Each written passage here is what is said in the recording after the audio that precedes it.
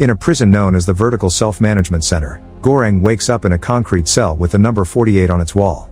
There's nothing but a bed and a sink for him to use and a hole in the middle of the floor, which his cellmate Trimagasi calls the pit.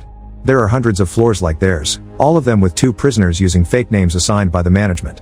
Every day, food is lowered on a platform through the hole, and you have 2 minutes to eat as much as possible before it leaves to a lower floor. The lower you are, the fewer chances you have of eating anything. At the end of each month, prisoners are shuffled and sent to different floors. When Goreng sees the platform for the first time, he decides not to eat because he isn't hungry, and he'd rather leave food for the lower levels.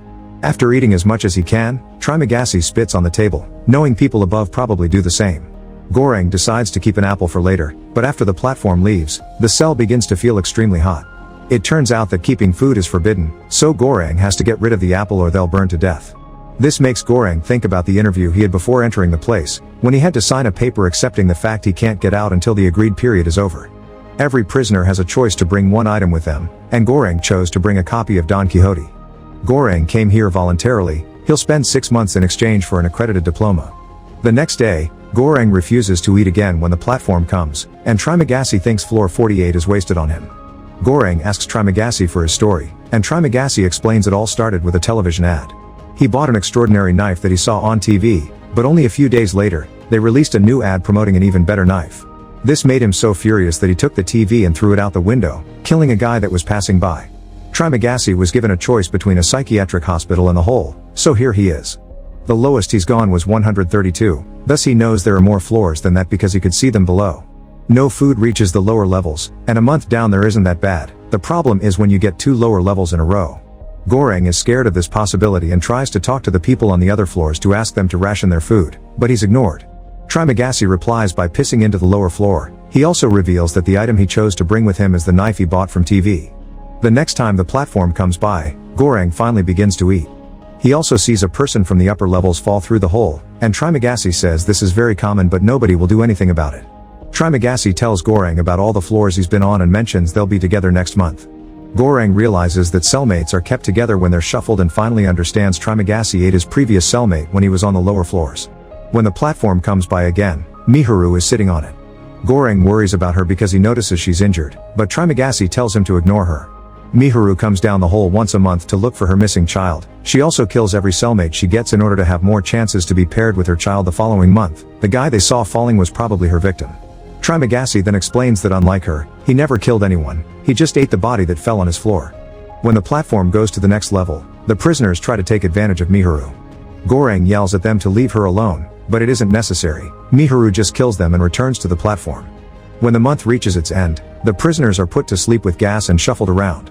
When Goreng wakes up, he finds himself tied to his bed on floor 171. Trimagasi explains he tied Goreng up because he's younger and stronger, so Trimagasi has to protect himself. Screaming can be heard from the other floors that indicate people reacting to their new levels, and when the platform comes, there's not even a crumb left. After 8 days, Trimagasi announces it's finally time for him to get some food. Ignoring Goreng's pleas for mercy, Trimagasi uses his knife to get some meat from Goreng's thigh, but before he can eat it, the platform arrives, bringing Miharu with it. Miharu remembers how much Goreng worried about her and jumps on Trimagasi, attacking him with his own knife. Then she frees Goreng and hands him the knife so he can use it to finish Trimagasi off. Goreng passes out after that, and he wakes up later to find himself on the bed.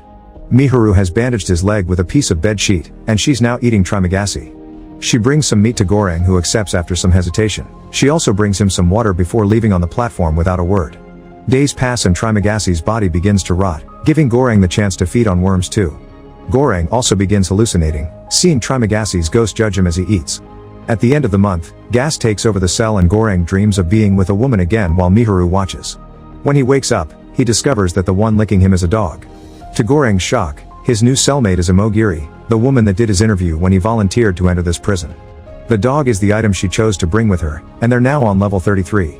Goreng remembers the day of the interview and how Imogiri made creepy pauses between questions. In the present, Imogiri explains she volunteered as Goreng did, and that she didn't know people died here. As far as she knows, there are 200 levels, and when Goreng explains there isn't enough food for all the people here, Imogiri points out that the amount of food would be fine if people only ate what they needed. Something that fosters a spontaneous sense of solidarity needs to happen, but Goreng finds the idea ridiculous. He does wonder if change could be achieved by the death of a child, but Imogiri's sure that company policy doesn't accept under 16s. When the platform brings them food, Imogiri only eats what she needs, and after giving some to her dog, she begins preparing 2 rations of food. Once the platform reaches the lower level, Imogiri tries to reason with the prisoners, telling them to eat the rations she prepared and make 2 more for the next level to pass on the message.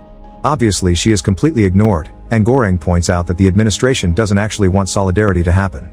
Imogiri hates that Goreng thinks all administration is bad because she worked for them without issues, but Goreng replies that being a former worker gave her the privilege of choosing her cellmate. Imogiri doesn't give up and keeps on trying to ration the food every day, but she continues to be ignored by the lower levels. 2 weeks later, Goreng finally gets tired of all her yelling and tells the people that if they don't follow Imogiri's instructions, he'll relieve himself on the food every day and they'll have to eat poop. The threat works and the prisoners start passing the messages to the lower levels. Sometime later, the platform comes down with an unconscious Miharu on it. Goreng and Imogiri put her on a bed and take care of her while the dog steals some food. Once the platform leaves, the cell begins feeling extremely cold, and Goreng has to chase the dog to take back the food he stole before they're killed for breaking the rules. In the evening, Goreng leaves the bed to Miharu and sleeps on the floor, only to wake up to find the girls fighting. It turns out Miharu killed the dog to eat him. The next day, Miharu leaves on the platform. Goreng tells Imogiri about Miharu's search for her child, but Imogiri explains Miharu came alone 10 months ago. She was an actress with no family that volunteered to come just like Goreng. Imogiri sent people down here without knowing how bad it was, and she's been fighting cancer for 3 years. When she discovered she lost that fight, she volunteered to come because she thought she could make a difference, but she doesn't care anymore. On their last day on floor 33, Goreng tries to make Imogiri eat something because they may not have food tomorrow, but Imogiri is too depressed to leave the bed. The next morning, Goreng wakes up to discover he's on floor 202, meaning there are more levels than Imogiri knew about. Such revelation was too much for Imogiri to handle and used her bedsheets to end things for herself. At that moment, Trimagassi's hallucination appears again, wondering if Goreng will eat his new friend. This time he's joined by Imogiri and her dog, who insist he should eat her body.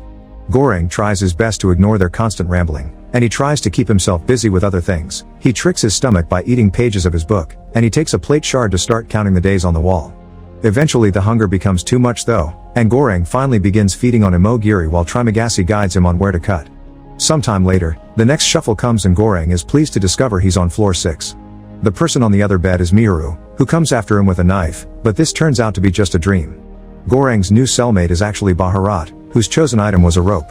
Baharat is very excited because he thinks he can climb all the way to the top from here, and he asks the people on level 5 for help. The couple above teases him before accepting to grab the rope, but when Baharat starts climbing, the other prisoner lowers her pants and defecates on Baharat's face. Shocked and disgusted, Baharat lets go of the rope and falls. Goreng catches him just in time, but the rope is lost in the hole. When the platform comes, they have to eat while listening to the prisoners on level 5 get frisky. As time passes, the hallucinations of Trimagassi and Imogiri show up again. Trimagassi says Goreng is doing great because he only has 1 more month to go, and Imogiri reminds him that change never happens spontaneously. This inspires Goreng to think of a plan, and he asks Baharat for help. They should jump on the platform with whatever weapon they can find, and make sure people ration the food so that everyone can eat. Goreng did the math when he was on floor 202, and judging by the time the platform takes to move, he thinks there are around 250 levels, which should be doable. Baharat accepts to work together and they break a bed to use its pieces of metal like weapons. The two of them jump on the platform and go to level 7, where Goreng points out they shouldn't allow the prisoners to grab anything. These people ate yesterday and will eat tomorrow for sure, so they should only start handing out food after level 50, which are the people having trouble. Baharat hesitates because these prisoners are his friends that helped him climb up some weeks before, but as soon as the old man reacts furiously, Baharat sees Goreng's point and begins helping him keep everyone away. The pair keeps going down while threatening people to keep the food untouched. After a few more floors, Baharat is shocked to come across Brambang, an old wise man that Baharat respects.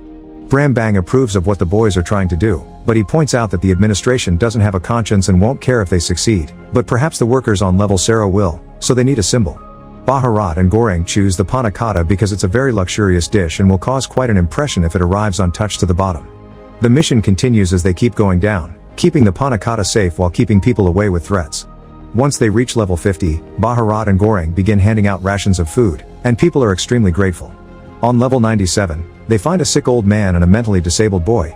Goreng tries to feed the old man some soup, but the boy tells them not to bother because he'll kill the man later anyway to feed on him. The next level only has a body on it, and Goreng guesses this is where Miharu woke up. The platform doesn't stop here because there aren't any living people, which means Goreng's calculations were wrong and there are more than 250 floors. On the following floor, they find two men attacking Miharu. One of them has a sword and the other is huge and burly, so when Goreng and Bharat jump in to help the girl, it is extremely hard to defend themselves. Bharat manages to get his guy first and then he helps Goreng kill the big man, but unfortunately it's too late for Miharu, who is already dead. Goreng wants to mourn her, but Bharat drags him back on the platform before it leaves them behind. The two of them keep going down and handing out food to the prisoners they see, although many floors only have dead bodies on them. Eventually the platform stops at level 333, which seems to be the last one. At first they think it's empty, but there's actually someone hiding under the bed. It's Molly, the missing child. Bharat and Goreng approach the kid, and as soon as they leave the platform, it starts going down again. Goreng asks Bharat to throw the panna cotta into the hole, but Bharat refuses. To their surprise, the room doesn't get hot or cold to punish them, and after lots of hesitation, Burda gives the panna cotta to Molly. The three of them stay on that floor, and Goreng keeps being haunted by Trimagasi, Imogiri, and now Miharu as well. Suddenly Bharat agrees with the ghosts, telling Goreng that the girl is the message, and when Goreng wakes up, he discovers Bharat died because of his bleeding injuries. The next time the platform comes, Goreng brings Molly with him and they're lowered into floor 0, which is completely dark and empty.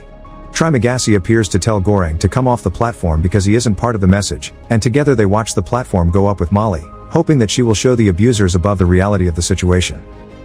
Make sure to subscribe and turn on notifications so you can watch more videos like this. Thanks for watching.